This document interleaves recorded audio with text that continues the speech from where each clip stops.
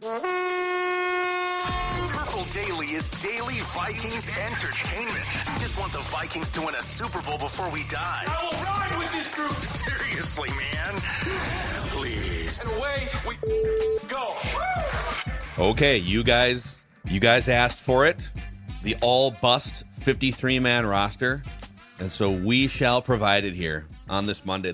I think this is the last Monday before like a week of training camp, right? Because Monday will be the press conferences next week. And then we get the full deal. Judd's camp notes starting on Tuesday, at least observing starting next Tuesday. No, I think we quarterbacks report on Sunday. I think they're off Monday. I want to say that the Tuesday presser, and then Wednesday we let's just say we're going to take the gridiron. In fact, you know what? Hold on a second. Football. Got this yesterday. The wife went online. Oh, wow, look at you. Ooh, a little bucket. It's my bucket hat. Yep. This is my new protect my, because the baseball hat doesn't do justice for the forehead.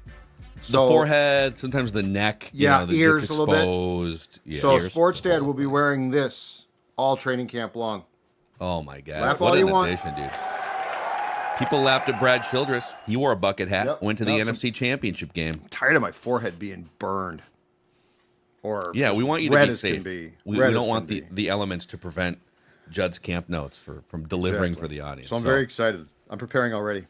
Yeah, so Tuesday next week will be the press conferences, then Wednesday. So like starting halfway through next week, it's just going to be a barrage of Judd's camp notes for like a month. Today, we will give you that 53-man all-time Vikings bust 53-man roster presented in part by Quick Trip. If you're down and out because you're a bust, you're looking to start your day the right way, Quick Trip can help brighten your week. Oh, most definitely. And, Sports Dad, from SLP to TCL, that's a long drive, right? Sports Dad gets tired. Sports Dad gets thirsty. Sports Dad might get hungry. And guess what? There's only one place he's going to stop, and that's going to be at a Quick Trip, because Quick Trip has everything that Sports Dad and you could possibly want. Let's just say I don't do this, but let's say that the gas gauge is near E. Well, that's a problem, right? Because you're going to stop at Quick Trip and fill up the car, get something to eat, get something to hydrate yourself with. This is what Quick Trip is made for. Your convenience and the start of training camp, they go hand in hand, so make sure that your next stop is at a Quick Trip. Yes. So, okay, this is the third straight week that we've done an exercise like this. It started with, a couple weeks ago, the all-time quarter-century Vikings 53-man roster from 2000 to 2025. And then you guys, the audience, thought it'd be funny if we did a Jag roster, all-time just a guy. So that's last Monday's exercise. And then, by popular demand, the all-bust 53-man roster. And the parameters, so we went on Mackie and Judd, our OG Score North podcast last week. And we agreed on some parameters here, that a bust, meaning like a wide gap between the expectation and the actual performance. So could be a draft pick. We got this guy in the first round. He's supposed to do this, but he only did this, so that would be a bust. Could be a trade. Could be a free agent. Maybe there's another avenue I'm not thinking about. But basically, like the wide gap between what you expected from that player and what they delivered are the basic parameters here. And we have a 53-man roster to fill out. Right, which is why the Jag list was guys that could actually play but weren't stars. Yeah. But I think there was some confusion. Well, why aren't some of the busts on your Jag list? Because they were busts. Very important. Yeah. And there's definitely there's a few guys that kind of walk the line of, are they a Jag or are they a bust? There's actually some guys who were Jags that were in consideration for the all-quarter century team because the Vikings were thin at some certain positions. Yes, exactly. So, yeah, Declan just popped up. It's an empty roster right now. But by the end of this, we will fill out 3 quarterbacks, 3 running backs, a fullback, 6 wide receivers, 3 tight ends, 9 offensive linemen, and we could tweak this if needed, but just generally, 5 edge rushers, 5 down linemen, 5 linebackers, 6 cornerbacks, 4 safeties, 3 specialists. The long snapper discussion is going to be an interesting one. Yes. And then a coaching staff of head coach, offensive coordinator, defensive coordinator, and special teams coordinator. So, Judd, you want to start quarterbacks? You start us wherever you Yeah, want. let's start with quarterbacks. It's always the Okay. most fun. I mean, the slam dunk of slam dunks here, right? The poster child for this entire exercise is one Christian Ponder. Yeah, he would be the biggest quarterback draft bust in franchise history. Yes. Declan? I still want to nominate Josh Freeman. Yeah, Josh Freeman. I have no problem with that. Because again, like he only played one game, if I remember right. But he came in as a former first-round draft pick. He had put up some numbers.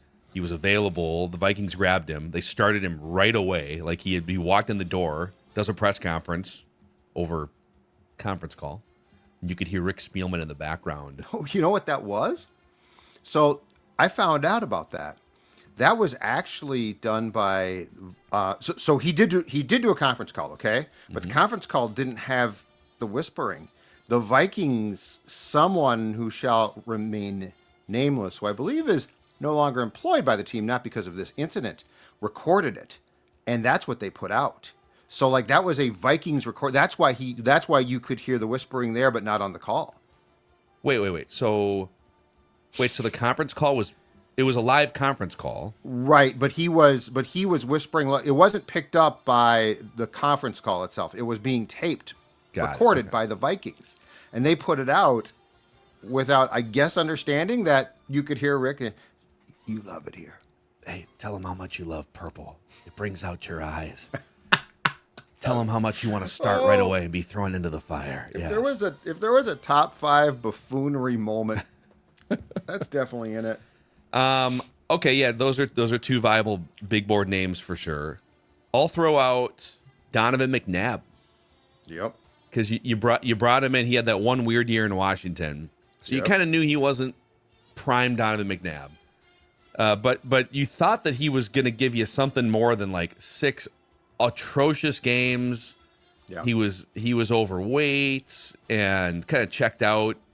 Just you did not get the full Donovan McNabb experience, and then it launched you prematurely into the Christian Ponder era in 2011. And God rest his soul, do we have to consider Tavares Jackson, second-round pick? He's a second-round pick, yeah. Yeah, well, I would say, we need 3 quarterbacks. Ponder for sure. Yep. I kind of love the Josh Freeman angle. Just a bolt of lightning. And it wasn't like you expected him to be a 10-year starting quarterback. You kind of thought, oh, interesting. Oh, he's going to come in here. And they threw him into the fire. He threw was it 18 of 45 or something? Yeah. It's like one of the worst quarterback performances of all time. Or 50, it was like 50. Did they? I think it was like 50 passes. Yeah. It's like 20 for 53 or something. Which absolutely was set that dude up to fail beyond belief. It's like, here's his first start. Hey, throw 50 passes against the Giants in the Meadowlands. And then, so not only did they put him in a terrible place, set him up to fail, threw him into the fire, he fails, and then they're like, yeah, we're good. Yep, yeah, exactly. I don't think we need to see any more of this guy. It's good. Peace out. So yeah. I think that's fun. And then it's kind of, unless there's other names that we aren't thinking about. I mean, you could go back like Jim McMahon. I don't think he was a bust. They went to the playoffs with him in '93. Yeah, and I don't think the expectations were the same there. Like the fact McNabb showed up out of shape and didn't really give a damn, I thought was far more of an indictment. So I would say Tavares or McNabb, because those 90s, there's a lot of guys who ran through here in the 90s, but I don't know that they cared as little as Donovan did. Yeah. What about, I'm just trying to think throughout, like late 90s, early 2000s, even like Brett Favre was awesome the first year, total bust the second year, but actually that, just to skip ahead for a second, for wide receivers, did you have second stint Randy Moss on your big boards? Oh, I didn't think of that. I like that. Okay, we'll put a pin in that, come back. I like that. Yep. So, and then like throughout you had early Vikings, because I do want to give some, and we're probably going to need to go back in some of these cases to fill these positions, but the first half of Vikings history was mostly Fran Tarkenton, mostly Tommy Kramer. Yep. Neither one of those guys were at all busts. They were two of the great quarterbacks in franchise history. So it wasn't really until the 90s that you started spinning the wheel of random quarterbacks. But then they hit on most of them. Like Warren Moon had 3 good seasons, and Cunningham, Jeff George. Those guys didn't reach, even if they didn't succeed as expected, they didn't reach the bust level that a guy like McNabb did. And plus, like in '69, they go to the Super Bowl with Joe Cap, right? So like that was good. Bob Lee played some, and he wasn't great, but I think we're in the sweet spot of busts here. Yeah, and like Sam Bradford, they traded a first-round pick for, so the expectations were high. But he led the league in completion percentage and played some great games. When we get to Moss too, because I thought of this. There's an interesting conversation about can you be considered a bust if at first you succeeded. Bernard Berrien is a classic example. So like Bernard Berrien got here and had a couple of good years. At the end, he was a complete bust. But I don't know. Like with Favre, I think his one good year tied to the next bad year can't make you a bust. Agreed. Like you got to be a bust the whole time. It's all part of the discussion for sure. I think there's like that should be considered. That if you were that much of a disaster your second year, and I think it was considered. We brought it up, but going to the NFC Championship game and delivering 2 or 3 of the great moments in Vikings history. I'm talking about Favre, not really Berrien as much. Right. Probably outweighs. Plus, you knew that you were signing up for 1 year. And you were kind of going year to year. Then you brought him back on another 1-year contract, and you were tempting fate. So all right, so Ponder, Josh Freeman, and I would say Donovan McNabb edges out Tavares Jackson. You know what's like the Vikings at least like went to the playoffs with Tavares Jackson. Yeah. Gus Frerotte and Brett Favre started most of the games. I was going to say they really went to the playoffs with Gus Frerotte, but yes, I'm fine with that because McNabb was. I mean, that was a disaster of epic proportions. Okay, so we got our quarterback room then. Look at us. And don't forget too. Through this. Don't forget too. McNabb's utter failure forced the early entrance of Christian Ponder in that I think it was a Sunday night game against the Bears. Yeah. And so the snowball started to roll prematurely because McNabb didn't have his act together. So I'm good with this. Yep. Okay, that brings us to running backs. And we can toss fullback into the conversation here, too. I'll throw out an old school name. Back in 1987, yeah, I've got him. The Minnesota Vikings, with the 14th overall pick, selected out of Penn State University, running back DJ Dozier. Yep. And in 4 years with the Vikings, he never accumulated more than 257 rushing yards in any individual season. He's a shoo-in. Okay. What do you like? Declan and I don't really remember the DJ Dozier era. They won a bunch of games despite that whiffed draft pick, but what happened there? He was just an epic bust, and that actually caused the trade for, in many ways, Herschel Walker a couple of years after that, because they didn't have that position solidified. If you can believe it, because this has not been true for the majority of your guys, especially Declan's, following the Vikings, but there was a time period between like Chuck Foreman and Terry Allen, but more so Robert Smith, where this was a wasteland of running backs. Like Ted Brown was fine, but then they drafted Dozier, first round, 14th pick. He's a failure. They then trade for Herschel, and we're all like, oh my God, Herschel Walker's going to play here. And of course, his north-south style of play did not fit the West Coast that Bernsey used at all. So, yeah, DJ Dozier to me is atop this list, in fact, probably in franchise history. Wow. Among running backs. Yeah. Okay, who else belongs? So we're putting DJ Dozier in for sure. We need 2 more running backs. Yes. Did we was Michael Bennett on the Jag team? Michael Bennett did not make the Jag team. He was... because he ran for 1,000 yards at one point. He had one good year, one really good year. His rookie year was fine too, I guess. But yeah, and the 27th overall pick, I'm not sure that I mean, I don't know if he's a bust. I think he's like in the gray area of a little bit of both, to be honest. Well, first round pick would be high expectations, but he had the one like big season, and that kind of gets back to what Jubb was saying, which is okay. So overall, did they get the productivity out of Michael Bennett that they probably wanted? No.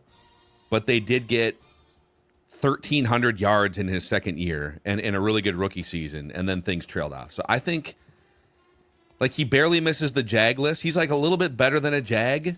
Sure. but he's also kind of a bust. Yeah. He's in this weird category. He's a very weird, yes. He also played like 10 years in the NFL. He did, actually. Not that factors in too much. Nice little career. This position is difficult, which is why I did submit when we discussed it earlier, at least thinking about discussing Herschel Walker. Yeah, that would go back to expectation. You thought you were trading for the final piece. You're sitting here. Correct. You've gone toe-to-toe with the 49ers back-to-back years in the playoffs. You beat them in San Francisco in 87. Then they come back, right? They beat the Vikings in 88. I think that's the way it went. Like, either way, you're tussling with these teams, with Washington, with the Niners in the playoffs, and you need that final piece to the puzzle. So you give up all of these players and all these draft picks, multiple years of first-round picks. And he was a good player, but he wasn't the final piece to the puzzle player. So, yeah, for this exercise, I'm definitely in on Herschel Walker. In 2+ seasons as a Viking, he never rushed for 1,000 yards. Had touchdowns, but I think given the expectations, I think he's a bust. Yeah. And you never won a playoff game with him, Yeah. which is not like solely his fault, but that was the goal. Add him, go win a Super Bowl. Yes. That was the thought about bell cow running backs in the late 80s, early 90s. So, okay, Herschel Walker. Mm-hmm. And then once upon a time, back in 2010, the Vikings selected with the 51st overall pick, Toby Gerhart. Yep. Out of Stanford. And now it was kind of a weird pick in some ways because Adrian Peterson was in the middle of his prime, one of the great running backs of all time emerging. They knew they had to replace Chester Taylor, so they thought, let's put a second-round pick on Toby Gerhart. I don't know what their logic was. Maybe they thought they weren't going to extend Peterson at some point. But, yeah, dude, he just never... He didn't get a ton of touches, but he also didn't really earn the right to get more touches. And he only, in 4 years with the Vikings, he only scored 5 touchdowns after being just a machine in Stanford. So yeah, he definitely qualifies. Phil, were you at the practice in Mankato where the veterans, I forget what Toby had done, but the veterans decided to basically spend the entire practice picking on him and roughing him up, and it got really uncomfortable.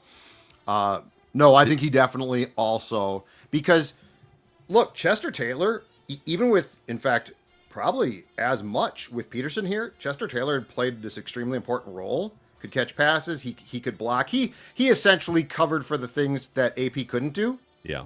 And I think if you look back, I want to say that the Vikings traded with Houston to move up to nab Gerhart. So like that was a trade, and they thought, okay, we've at least replaced or partially replaced Chester.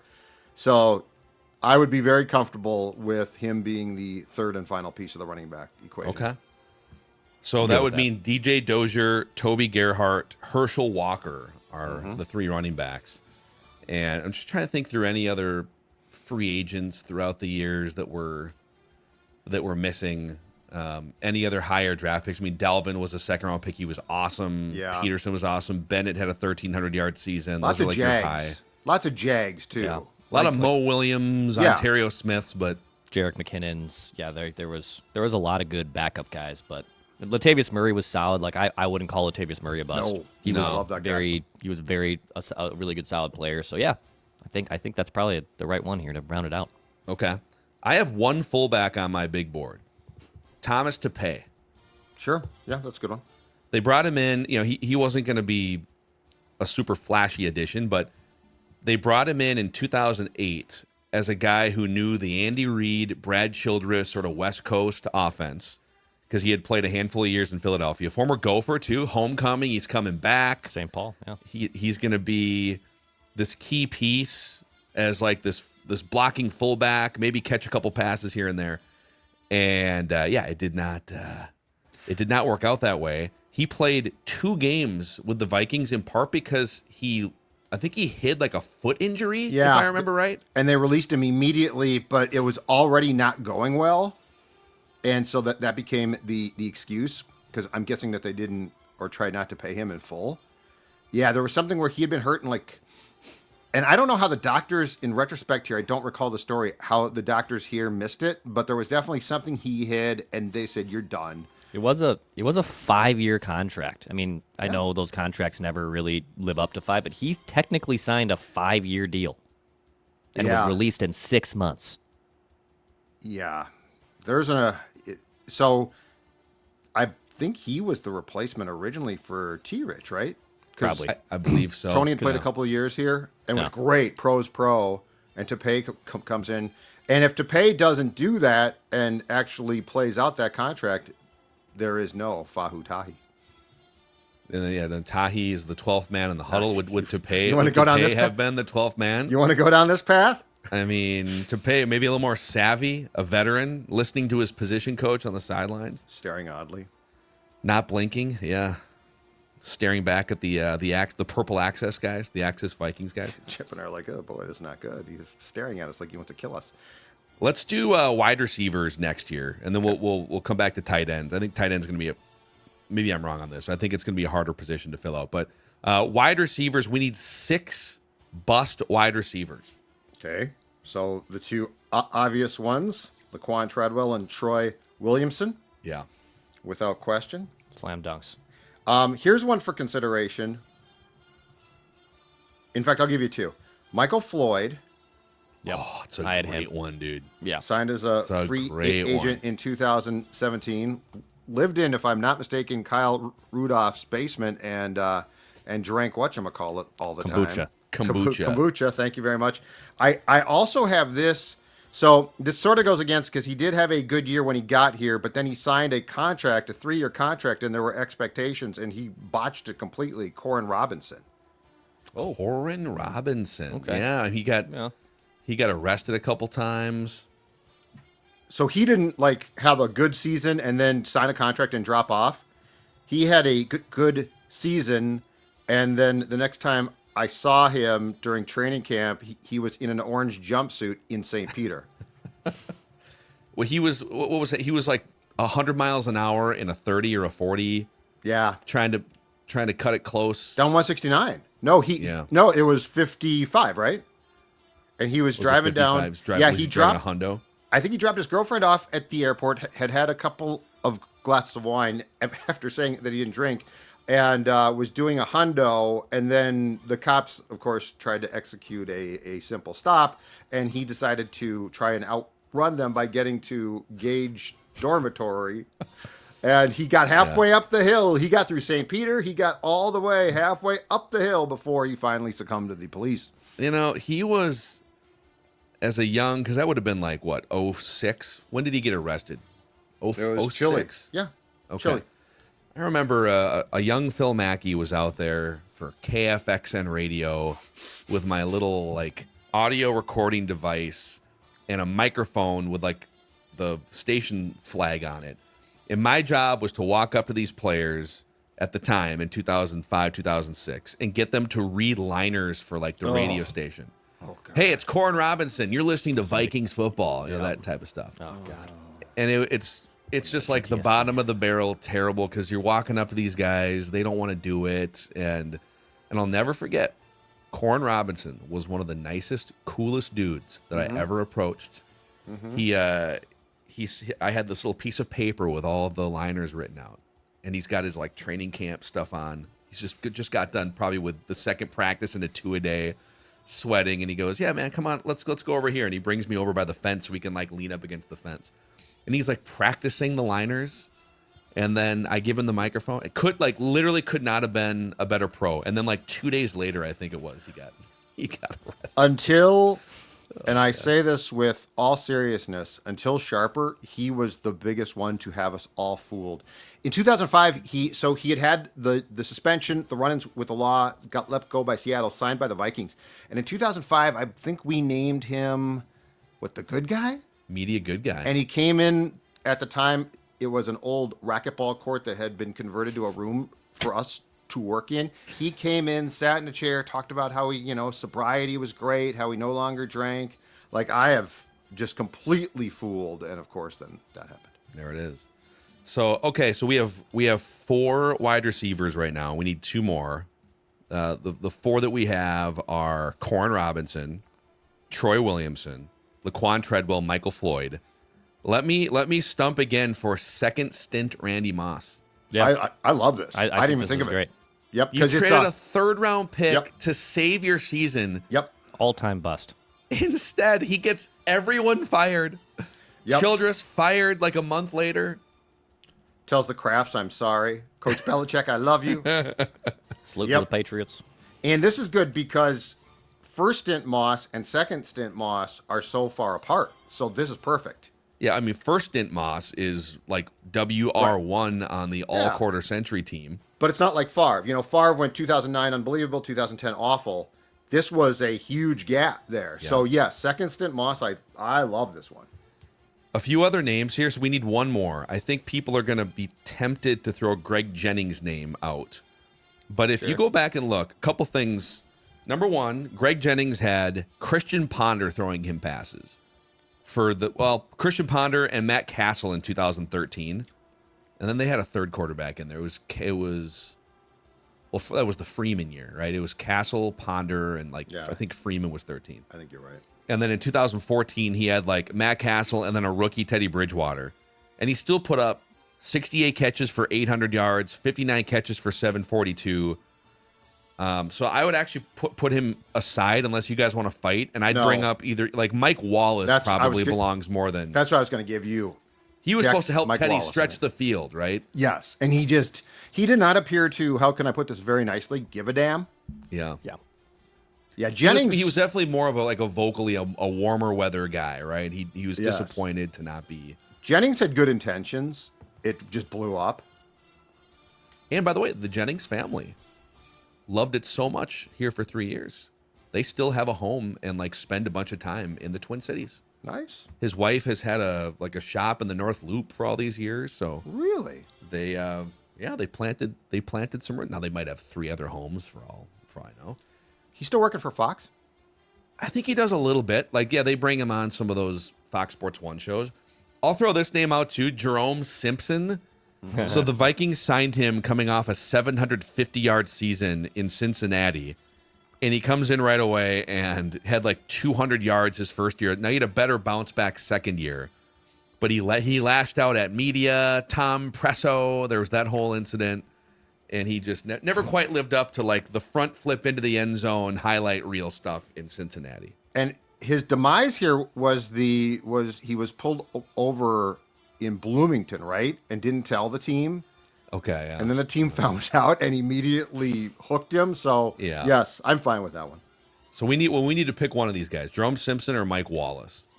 Jerome Simpson probably for me. I think Jerome Simpson. Okay. Presso with that. Tom Presso.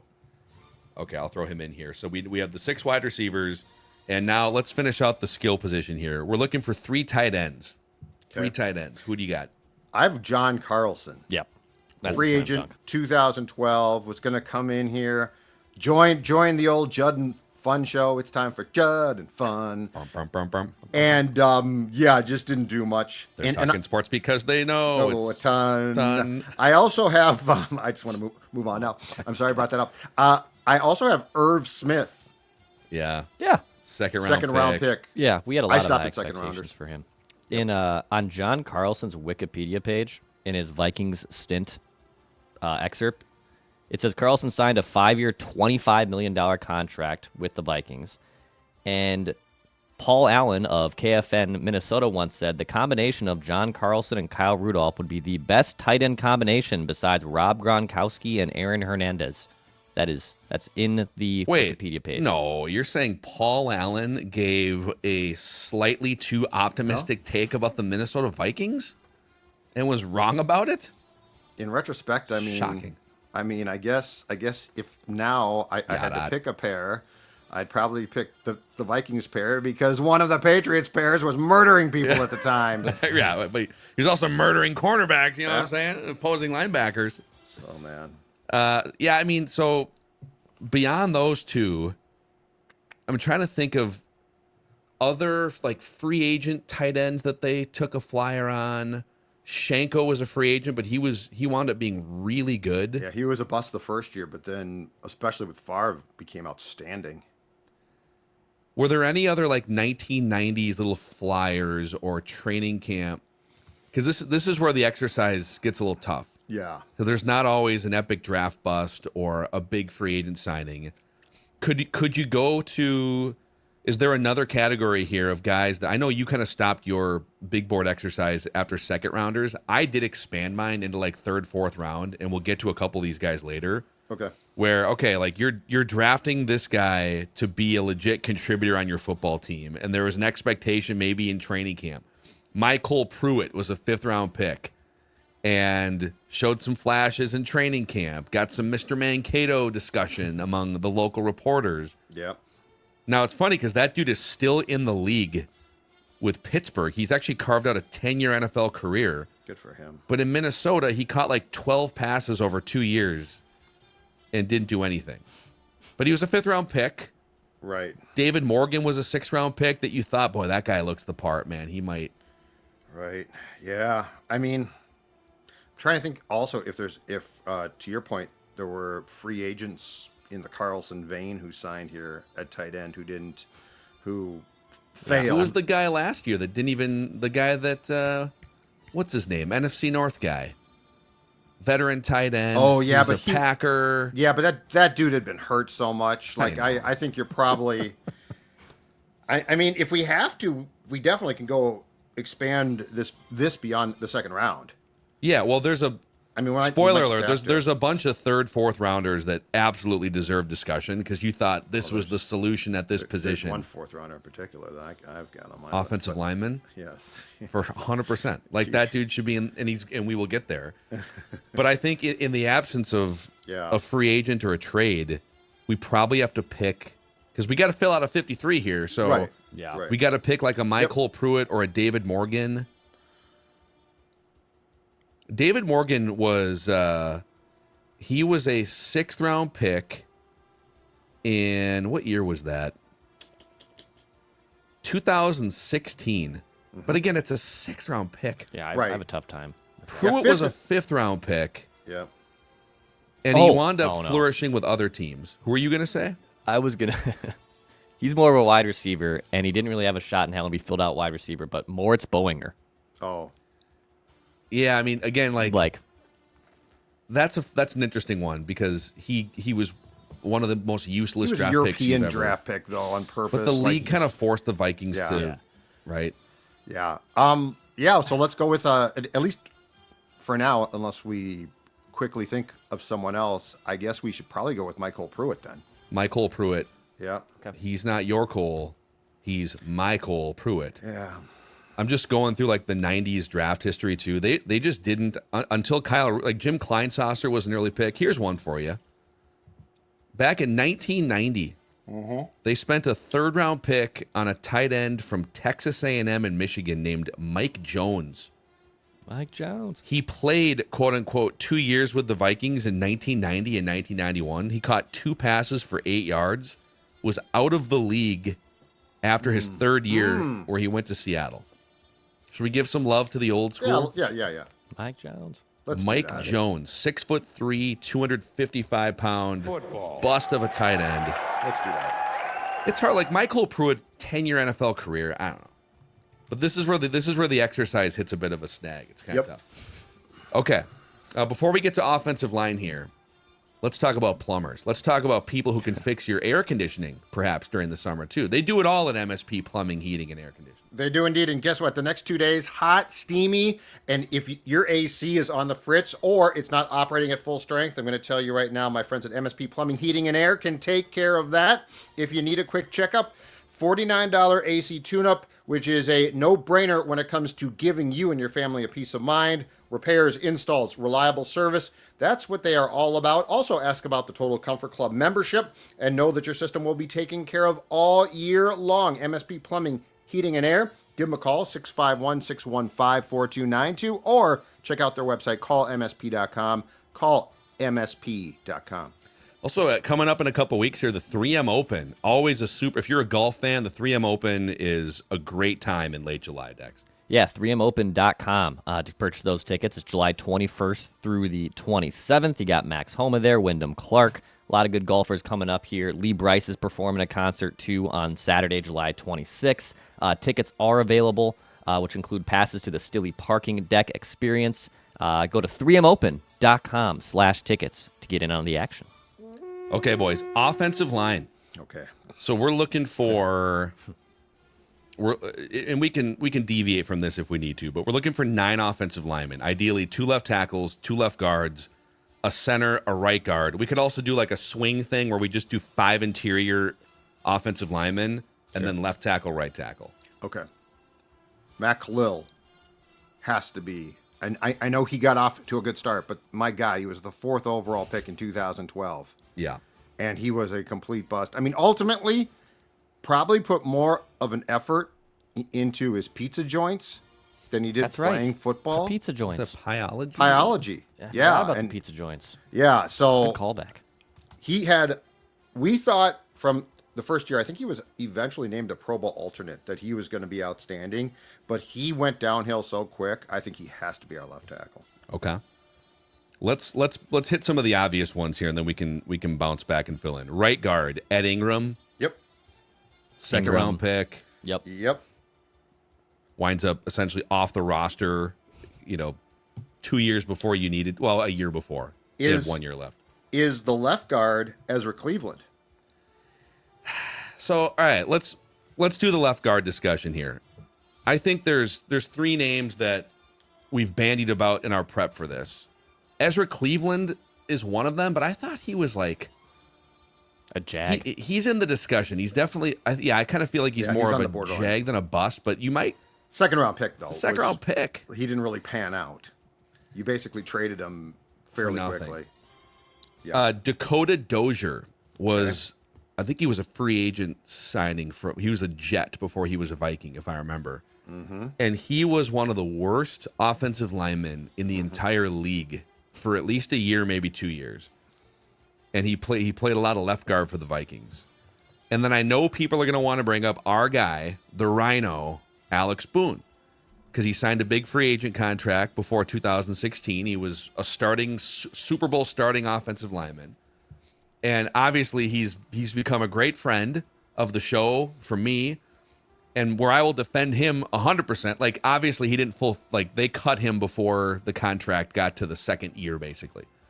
But in the 1 full year he started, he allowed 1 sack and 16 pressures all year on a mangled knee. But because he was kind of loud and he would poke the bear, he was very boisterous, and then they cut him before the second year. He's viewed as this gigantic bust, which you could argue, all right, well, he signed like a 3-year deal or a 4-year deal, and he only played here for 1 year. So I would say for sure Dakota Dozier, unless somebody wants to die on a hill and fight that one. I don't think so. The other name I had in the bag was Drew Samia. What was his acquisition? I forget that one. I think he was like a 6th round pick, wasn't he? He was awful. Yeah, there's nasty. This is where we have to sort of Fourth untangle. round pick. They ran a bunch of dudes out there. Okay, 4th round pick. Ooh, that's interesting. 4th round pick.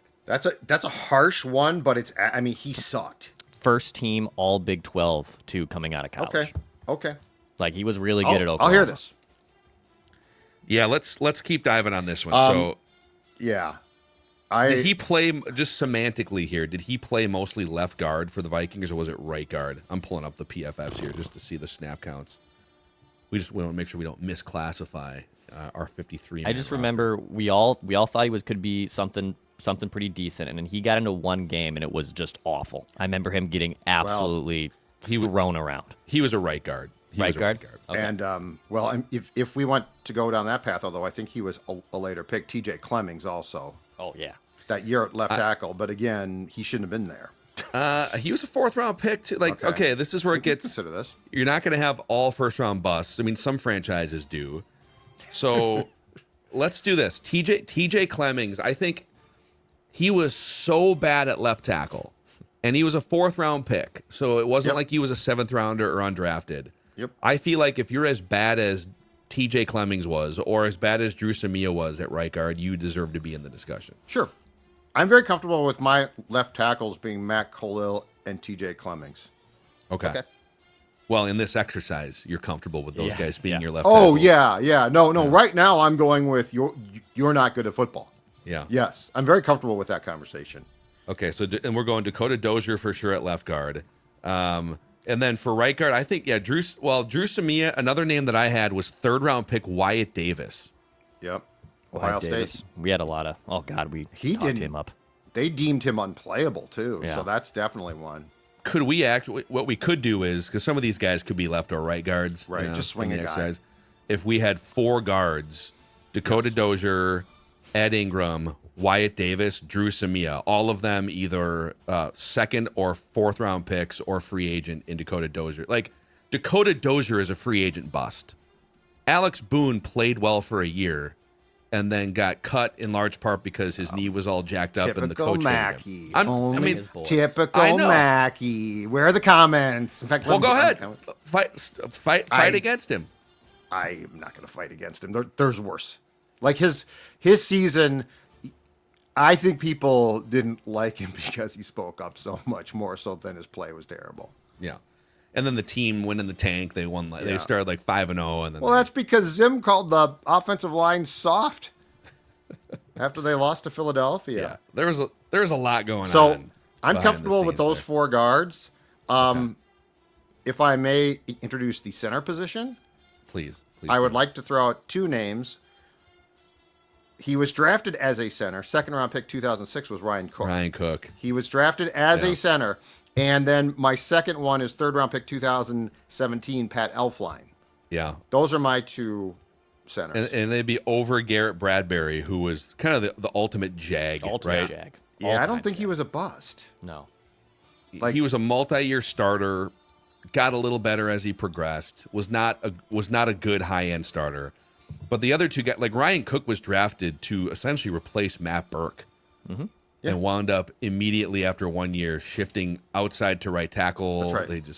That's right. And they drafted John Sullivan, and then Pat Elflein. Yeah, Pat Elflein's carved out a pretty long career, but that was kind of a disaster in the heart of the Kirk Cousins era too. He, I think at the beginning of the end for poor Pat was when his leg snapped in Philadelphia Yeah. in the conference championship game. He was never the same after that. You know what we could do here, because Ryan Cook did transition to right tackle. We could open up the right tackle discussion here. So we only have Okay. 1 center on the roster. I'm putting Elflein in there, and that leaves 2 spots open with, I think, 3 for sure candidates here. Ryan Cook, who could swing over to right tackle. Yep. Willie Beavers is the 4th round pick that you alluded to earlier, because Cut in he's a training 4th camp. round pick that got cut in training camp. Yep. And then made it through waivers back to the practice squad. So nobody even, he was a 4th round pick. He was, in 2016, he was the highest draft pick to not make the 53.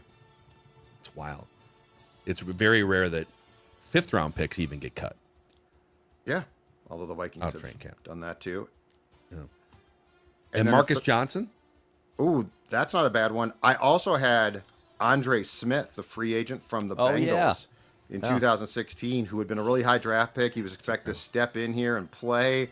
And I think Zimmer, if I am correct on this, the timeline, didn't Zim know him from the time in Cincinnati? Yes. And he got hurt, and then he was just a complete non-factor. They had to get Jake Long out of retirement. That's right. It was a whole thing. He- There was a bang, bang, Right. bang, bang chain reaction of injuries to the offensive line early in 2016. That's right. Yeah. That's right. So wow. What do we do here then? Do we expand the offensive line to 10? Is there another position that's a little lighter that you would say, you know what? Okay. Because here's what I'm going to do. I'm going to go Ryan Cook. I'm going to go Willie Beavers. And then in the sort of alternate bin, we'll go Marcus Johnson and we'll go Andre Smith. Okay. All right. So these are guys that are just kind of waiting for a phone call. They're sitting in like a green room right now, Yep. waiting to see how we fill out the rest of the team. So let's go to the edge rusher. We need 5 edge rushers here. Okay. All time, all bust Vikings 53. Okay. Erasmus James. Yep. No discussion there. I have 11th overall pick in 1995, Derek Alexander. Yep. And then here's a sneaky one. The 14th pick in 1986 from Auburn was a guy named Gerald Robinson. Yes. 2 seasons, 16 games played, a complete bust. So those are my 3 off the top. Love those. So we need 2 more, and I will throw out Marcus Davenport, Yep. Love it. Yannick Ngakoue, who they traded a second-round pick for. Both are perfect.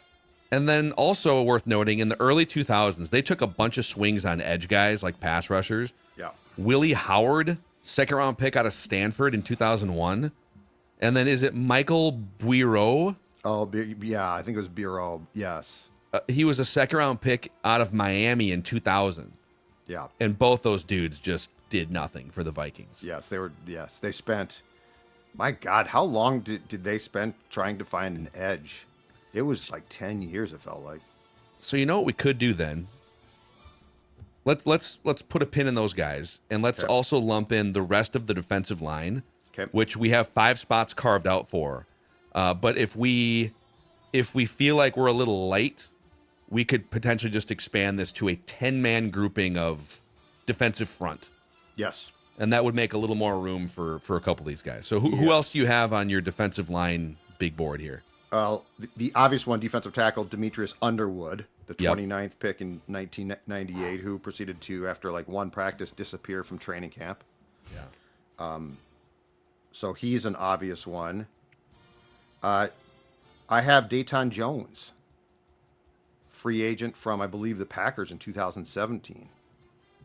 Dayton Jones. Datone Jones. Dayton Jones. Yes. And here's one, but it might not be fair. Sharif Floyd. But he was not a bad player. Yeah. They screwed up, so I almost feel like he doesn't deserve this. He did not suck at football. His career was stolen. So he's also litigious, and so we don't want to put him on this list, and then all of a sudden we get an envelope from Sharif Floyd's legal team. Yeah, it was rough. What about Michael Pierce? So Michael Pierce signed a 3-year, $27 million contract. He opted out, did not play in the COVID year. He said, I'm not playing. Then he came back in 2021, only played in 8 games, and then was cut. He only played 8 games with the Vikings. Huh? Yeah, I know. It feels more than that. And then he went back to Baltimore, and I think he retired after last season. Yes. Okay. He just retired a couple months ago. Because he was supposed to replace, was it Tomlinson or Linval? Tomlinson, right? No, I think Linval. Okay. I think Linval had left because Pierce was signed going into the 2020 offseason, in the 2020 offseason, so I think Linval had left. Good one, man. That's a pretty good one. Michael Pierce. I didn't have him. I love that. Because he was like a pretty good player, if I remember right, in the 8 games, solid. but he only played 8 games. We could try and ding, although it's probably not worth it. Who was that slappy from the Packers a couple of years ago? Dean Lowry. Yeah, Dean Lowry. I mean, he was on the all-Jag team. Or Jag team, I mean, yeah. Oh, okay. And then he was a Jag when they signed him. They just signed him to be a body. Yeah. You know? I would be okay with not having as many DTs to get all of the defensive ends into. What about James Manley, second rounder in 1996, never played a defensive snap in the NFL? Defensive tackle. Manley. Yeah. He's got to be on this list, right? Sure. Okay. So, all right, so we're blending these position groups together. And so we've got Erasmus James, Derek Alexander, Gerald Robinson. Pop this up here, Dex, if you could. Demetrius Underwood, Michael Pierce, and James Manley, with conversation about, by the way, Manley also, if we did a list for didn't live up to their actual name, right? You're a Manley. But you can't even get on the field as a second round pick. Something must have happened there, right? Yeah, I don't know. Maybe I'm being like insensitive here, but I'll find it quickly. Okay, James Manley, Wikipedia. I'll look it up. Why don't you look that up for us? There's a few different James Manleys. You got to find the American football one. Yeah, I found it. He has a 1-paragraph Wikipedia page. Defensive tackle in the National Football League, played college football for Vanderbilt, was selected by the Vikings in the second round, played from 96 to 97, but did not play in a regular season game his whole career. Wow. So there you go. Yep. That's one of the, I mean, that's not that long ago, too. I mean, that's in the middle of my childhood fandom. Yeah, the hard part here is from basically when the Williams Wall got here through Linval between 2005 through 2019, their defensive lines were awesome. Yeah. So like that's a 15-year period where at the very least they got Jag performance, if not all Pro Bowl performances on the high end. Yep. That's why you got to go back. Yeah. Yeah. That's so I'm gonna put Marcus Davenport on here for sure. Yes. And unless you guys want to fight Unique Ngakoue. Nope, that's a good one. Ngakoue was good. We were excited about that. They spent a lot of capital and they shipped him back off 6 weeks later. So Not a Yannick fit. Ngakoue. Let's see here. That leaves 2 spots. Okay. For who is your Packers guy again? Dayton Jones. Dayton Jones. Forgot about that guy. DATONE Jones. Okay. Let's Yep. go with that too. I do remember that vaguely. That was supposed to be more of an impact signing. You've wiped that out. And then that would leave Some draft one rings. spot for either. I think you're right on Sharif Floyd. Feels a little unfair. Yeah. It does open up like, all right, well, what about Matt Khalil? Isn't that unfair for him? He hurt his knee. Nah, not really. He cared more about his pizza joint. And then Michael Bureau or Willie Howard are the other 2 on here that we've been kicking around. Fred Robbins? He's on my big board. Freddie Robbins. Yep. Trying Michael to Bureau was where again? Taken where? 2nd round pick in 2000 out of Miami. And then Willie Howard was a 2nd round pick in 2001 out of Stanford, probably because they didn't like Michael Bureau after 1 year. That's how that worked. Okay. I'm just looking up Willie Howard to see here. Okay. He was Yeah, also- because they had such that Okay. that run there. I'm trying to think of like draft busts that they reached out, even like a 3rd round pick or something between like the last 20 years, and I can't think of anyone. Well, these are all 2nd round busts here. So, Right. I mean, these are. In the case of Howard, he played 2 seasons before a serious injury ended his career. But if Floyd's on the list, then this is open for all comers. So his career did come to an end because of an injury. Okay. And then let's just Michael Bureau here. Just want to make sure we're not missing some injury detail. He had a rare neuromuscular disorder called ocular myasthenia gravis. Okay. As a result, he never played it down in an NFL regular season game. He did play a professional season for the Ottawa Renegades of the CFL in 2002. I'm going Howard then. Willie Howard? Okay. Because he had a football, clearly something that was a football thing. Okay. Willie Howard. Football. And now we need 5 So there you go. We got, and there's probably more where that came from too. You know, Kenechi Udeza is one that we didn't talk about because he got Cancer. sick, right? Okay, linebackers. We need 5 linebackers. Okay. Throwback to 1989, 2nd round pick David Braxton. David Braxton. Okay. Yes. David Braxton. And then I also have converted quarterback to linebacker, Spielman Specialty, 2021 3rd rounder, Chaz Surratt. Yeah. Who I think is still playing. He was with the Jets last. He played 9 games in a season, and then that was curtains for him. Yeah. I love the Chaz Surratt. That's a You good said one. David Braxton? Yeah, Braxton, 2nd round pick in 89. Okay. Other guys on my big board. Napoleon Harris, part of the Moss trade. Okay. Maybe more of a Jag guy. Yeah, he was a Jag. He was not. He did not suck. Ronald Smith, 2nd round pick in 2002. Yeah. Yeah, that's closer. Yeah. Dontarius Thomas was a 2nd round pick. Very jaggy, if not busty. Yes. And then Brian Asamoah, 3rd round pick. Yep. Can't get on the field. And I also have a 2016 Zimmer guy, free agent, Emmanuel Lemur. Oh, I felt like we heard a lot about him, like his fit for the system, the Zimmer system. And I don't recall him doing a damn thing. did he make the team? I thought he made the team, but I don't think he did jack squat. Yeah. What about Asamoah? We got 3 spots left here. Yeah. I'm going to be out at training camp next week. He sees me, I might be in trouble. But yeah, absolutely. Why not? Yes. It's up to you if you want to state a case for him. No. Seems like you're hesitant. No. Okay. I'm fine with it. I'm sorry. I was Okay. joking. I'm checking out Lemur's playing time here as a Viking. Okay. Okay, so he played in all 16 games in 16 and 17. but he didn't start. It looks like he barely played on defense. So perhaps I was misremembering the intentions. I'm looking at snap counts as a Viking. I feel like he wasn't like brought in to be He a was a huge lot of special needle teams mover. guy. Yeah. Yep. I thought he was. Yeah.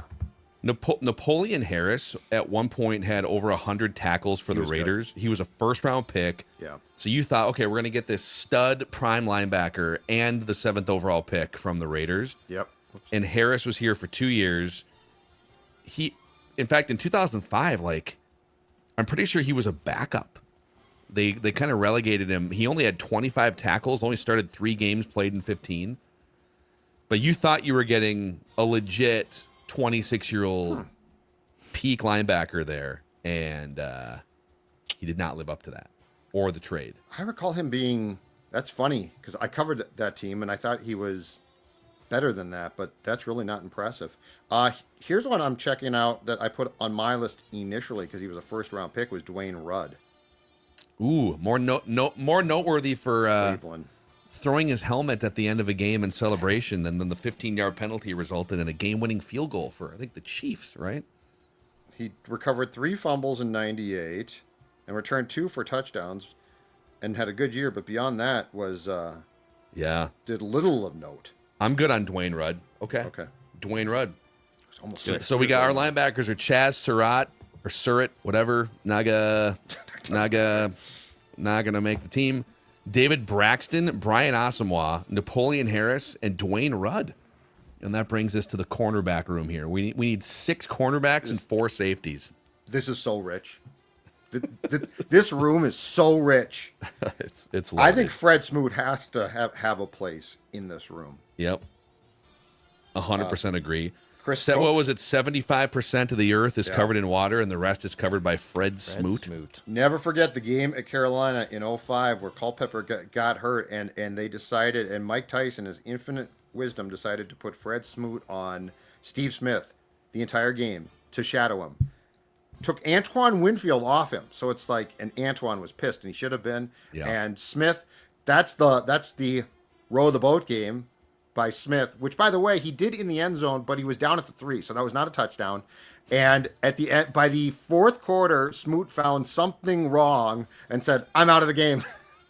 My something hurts. Yeah. What hurts? I don't know what hurts. My pride hurts. My pride has been mortally injured. Yeah, he's absolutely in the mix. In terms of draft picks, Andrew Booth Jr., I think, is a lock. Yep. Chris Yep. Cook. Chris Cook, Jeff Gladney, Mike Hughes. rest his soul. Mike Hughes in the conversation. Boy. Can we say that Booth, Gladney, and Cook are all locks? Booth, Gladney, and Cook, yeah. Because, Compared to whoever else you guys have on your big boards? yeah, Okay. definitely. That leaves us 2 open spots for Mike Hughes on the big board. Mackenzie Alexander was a 2nd-round pick. Yeah. I mean, Mike Hughes was a first-round pick Yep. and got off to that, that I think he had a great training camp and then got hurt and was not the same. He also has established like a long career, but I don't know how much he's actually playing these days. Yeah, because he went to Kansas City and actually. Yeah, McKenzie, if he had 2 stints here. Who was the nickel a couple of years ago who played a year here? And Shandon Sullivan. Chandon Sullivan. Yeah. He stunk. Yeah. People were accusing us of snubbing him in the all Jag discussion too. So all due respect, apologies to Chandon Sullivan. But yeah, he probably belongs in this conversation. I'll throw out Brashad Breeland, Oh, wow. Yep. free agent signing, Good one. and Torian Gray, who was a 2nd-round pick in 1997, out of the league by 1999. What was Waswa Serwanga? He was a corner, right? Wow. Let's see here. Let's pull him up. I love how this has just turned into throw out a random obscure Viking. Waswa. All of us race to Google him. Well, and the then corners in the early 2000s, there were some absolute. he was not undrafted. Okay, so that's not fair. Okay. Undrafted. Yeah, Okay. so Torian Gray was like right around the same draft time and was a 2nd-round pick. Okay. Yep. I'm pretty sure about that. I think we've he got- was a 2nd-round pick. I think we've got at least 3 good contenders here. So Okay, so Torian Gray, Yep. Chandon Sullivan, Yep. Mackenzie Alexander, Brashad Breeland are the four names. Bashad Breeland was signed he was signed in during. No, he might have been signed before the season. No, he stunk. He was bad. I'd say Torian Gray or Bashad or Breeland. Just because Gray was a higher draft pick than Mackenzie Alexander. Breeland was signed in June of 2021 Yeah. and then cut in December. Because he melted down on Zimmer in practice. That's right. So he was like a third wave free agency signing. I mean, Torian Gray, a second round pick, is a pretty strong case. I mean, It is. I mean, if we're putting Andrew Booth in here, Torian Gray deserves the same consideration here. You know, we should show some respect for Torian. I'm good with it. Okay. We're looking for 4 safeties. Well, Okay. Lewis Seen. Let's Yep. throw Lewis Seen's- Seen in there, right? Yeah. On the Mount Rushmore, yep. Mediu Williams. He was like a. Did we have him on the Jag team, though? Oh, was he? Well, it doesn't. Listen, you're not like excluded from being on both, but it should be worth a discussion. I think he's more of a jag than a bust. Yeah. Because he was like a pretty solid starter, but he was also replacing Darren Sharper, so there was an expectation. And the expectation for him was fairly high. But I would not fight to the death for his inclusion either. It's also not a super deep position group for this It's not. exercise. They've had some very decent to really good safeties. Tyrell Johnson, second round pick. Yep. Throw him in here. And the highest pick in that draft, I think he was taken he might have been taken in 2008 after they traded the first round pick for Jared Allen to Kansas City. Yeah, he was their first pick and their only pick in the top 130 picks. It was Tyrell Johnson, and then they had only 5th and 6th round picks after that. Probably didn't live up to that, did he? No. He only played 53 career NFL games, and that was kind of a wrap. So, what about was Dustin Fox a cornerback or a safety? God, It's a 3rd round pick. I think he was. Boy, I thought he was a corner, but he might have been. He might have been earmarked for safety in the National Football League. He's listed across the board as a defensive back. Did not get on the field for the Vikings. Wound up bouncing around to a couple other teams. Yeah. But other than that, are there any other names at safety? It's not a very deep position grouping. No. Trying to think of Xavier Woods, Dwight Smith. Dwight Smith was. I mean, despite his hallway incident in Block E, he was solid, right? Dwight Smith was, yeah, I mean, and those defenses were very good. Yeah. Dwight Smith was a really good player. I would Not be a more bust. tempted to put like Xavier Woods, but I don't know that he's a bust either. He came in, I think, did pretty well in that Zimmer defense. I'm not thinking of a draft pick. Like, was there any? They just don't. I mean, ordinarily safeties don't get taken that high. Yeah, I'm like literally back in the 80s right now to see if there's any. This is where, you know what we might have to do here? We might have to do 3 safeties and expand our cornerback room. So this would open up a spot for Breeland, Mackenzie Alexander, or Chandon Sullivan. Breeland's a great one. Yeah. Is it Brashad or Bashad? He just said, "Call me Beezy." It's Beezy.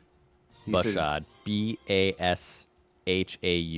Bashad Breeland. in Okay. his introductory Zoom at the time, he just said, "Call me Beezy." He And was did very you? friendly at the time. Did you respect that No, wish? because he quickly changed and became more of a recalcitrant. There you go. Okay, Bashad Breeland. We're I gonna like this call. expand the cornerback room. Yeah. Unless we're to force it. missing somebody, but I'm also trying to think of like free agent safeties. The thing is, it feels like, and this is partially because of Harrison Smith, it feels like they've been pretty set at most of their safety groupings for quite Yeah. some time. No, it's true. It's true. Okay, let's do. Wow, look at us right now. An hour into this exercise. We still have special teams and coaches. Okay. But first, a shout out to Federated Mutual Insurance Company. So Federated, coming up here in just a couple of weeks, the 21st annual Federated Challenge supporting Big Brothers, Big Sisters. And it's hosted by Federated Insurance. 20 years of this event. It's a 2-day gala. Almost $60 million raised for youth mentoring. And 100% of that money goes to Big Brothers, Big Sisters and the Federated Challenge Scholarship Program. So if you want to get involved, and become a sponsor, go to federatedchallenge.org. This year's gala is on July 27th at St. Paul River Center, and then the golf event is the next day at Hazeltine National. So you can donate or learn more about becoming a big, maybe with your local Big Brothers Big Sisters agency, federatedchallenge.org. Okay. All right. Specialists. We're looking for a long snapper. We're looking for a kicker and a punter. I would, for the kicker, and there's some good options here, I would nominate 2005 free agent Paul Edinger, who I forgot missed 9 of 34 field goal attempts that season. Isn't he? He's our jag kicker. He might have our been, jag but kicker. he was when I went and did more research. But I mean, there's a few here, so it's not. Well, I almost feel like, yeah, he did. I mean, he was a below average kicker for sure. But the Vikings have spent 2 fifth-round picks on kickers. Yep. Blair Walsh and Daniel Carlson, right? Yeah. And Daniel Carlson was cut a few games into his first season. Now, he went on to have a really good career with the Raiders, but like in terms of the Vikings spent a 5th-round pick on a kicker and cut him like 10 minutes later. Yeah. Doesn't it have to be Daniel Carlson? Blair Walsh gave you like a 10 for 10, 50-yard season at least. He gave you It would one be season. Carlson, yeah, among those two, yes. Obviously, the pushback is, well, the Vikings were too short-sighted there. Yeah, okay, but he missed a bunch of field goals early, and they cut him, and that was his Vikings career. Yeah. All due respect to Paul Edinger and his All family. right. Yep, exactly. Punter, Britton Colquitt. According to, I went back and did some digging on this. According to purpleptsd.com, widely considered the worst Vikings punter in recent memory. His performance was particularly poor in 2020, a PFF grade of 56.5. He ranked 32nd out of 33 punters. Wow. Okay. Yeah, I'm not going to fight you much. Cut in 2021. Okay. That's fair. What about long snappers? Austin Cutting, 7th round draft pick. Okay. Easy enough. You draft, I don't care where you draft him. You draft a long snapper, and he's not. In 2019, he was waived by December of 2020. Amazing. Man, they've burned a lot of picks on specialists. Why would you take a long snapper? Like you can literally find long snapper. You should, in theory, yeah. Okay. So we got our 53, and we'll come back for the audio audience, and we'll read this too. But for coaches, we need a head coach, an offensive coordinator, a defensive coordinator, a special teams coordinator. Les Steckel? Yeah. Because he was brought in to replace Bud Grant. Was he hand-selected by Bud Grant? No, Bud wanted Bernsey. Okay. In fact, Bud came back in 85 to coach with the agreement of he would coach for 1 year, step away again, and Bernsey this time would get the job. Nope, I think it was a Mike Lynn production. Yeah. Les Steckel easily. Yeah, and it's funny because his only experience in the NFL to that point was, and he was in his 30s, he was pretty young, was as a wide receivers coach. 1 year with San Francisco, and then 5 years with the Vikings. Yeah. Not a coordinator. Jerry Burns was the coordinator, right? So they promoted him above. Is that correct? Jerry Burns was the coordinator. Yep. OC. At the time of Les Steckel's promotion. Yes. Yep. Okay. He was, and should have gotten the job back then. Are there any other coaches we should consider for busts here? No. Les Frazier. Frazier. Norm Van Brocklin was the first coach, but I mean, it's less. Steckel. They actually haven't had that many bad coaches. No. It's like pretty much the two lesses. Mm-hmm. Pretty much it. Offensive coordinator. So Bill Musgrave is our JAG offensive coordinator. Could I submit John DeFilippo? Yeah. You can submit him. I would also submit 1992 Jack Burns, who was Denny's first OC, who he almost immediately fired. But DeFilippo is a vintage that's special. Okay. Yeah. Defensive coordinator. I'll throw a name out. George O'Leary, 2003 Vikings, which was the team that melted down the entire second half of the year. Awful defense. He was there for 1 year, got fired by Ticey, right? At Donatel. Ed Donatel? I think Ed's got it. Probably Ed Donatel. Yeah. I mean, okay. I'm not going to fight you on that. Fooled Ed Donzel. everybody. And then special teams coordinator. We're looking for a bust of a special teams coordinator. The options would be, well, Ryan Ficken, who had a 1-year run in 2001, but then everyone got fired. So Yeah. kind of a tough deal there. Yep. Marwin Malouf Yes. got fired Yes. in favor of Ryan Ficken. He was there from 2019 through 20. He's the guy. Okay. He's 100% the guy. Okay. They did nothing but screw up. Like, as far as I recall, and all of the things the special teams should do well, beyond like kicking and stuff, they couldn't. Marwan Malouf. So there it is. There's the exercise. Our offense. The all-time, all-bust Vikings 53-man roster. Christian Ponder, Josh Freeman, Donovan McNabb. Running back room and fullbacks. DJ Dozier, Toby Gerhart, Herschel Walker, Thomas DePay. Tight ends, John Carlson, Irv Smith Jr., Mike Jones.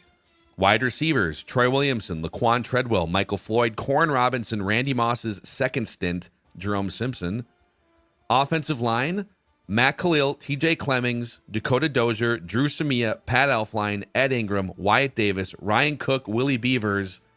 We're snubbing Andre Smith and Marcus Johnson here. Well, that's tough to take. Yeah, I feel sort of bad about that. Can we? Oh, boy. We'd have to take from a different position group. Yeah. It's just tough. It's tough.